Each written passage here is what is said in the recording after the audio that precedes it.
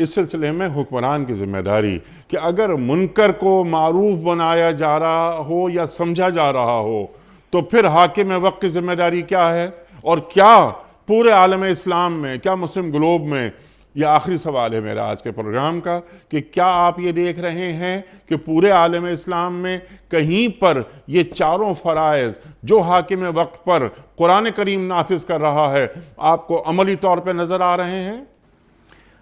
دیکھیں، یہ جو آپ کا سوال کا پہلا حصہ ہے اس کے بارے میں عرض کروں، حاکم وقت کے لیے جو نبی اکرم صلی اللہ علیہ وسلم نے بالکل ایک کلیہ قاعدہ بتا دیا، اور وہ کلیہ قاعدہ صرف حاکم وقت کے لیے نہیں ہے بلکہ ہر لیول کی، ہر سطح کی قوت نافذہ کے لیے ہے۔ فرمایا فَمَنْ رَأَى مِنْكُمْ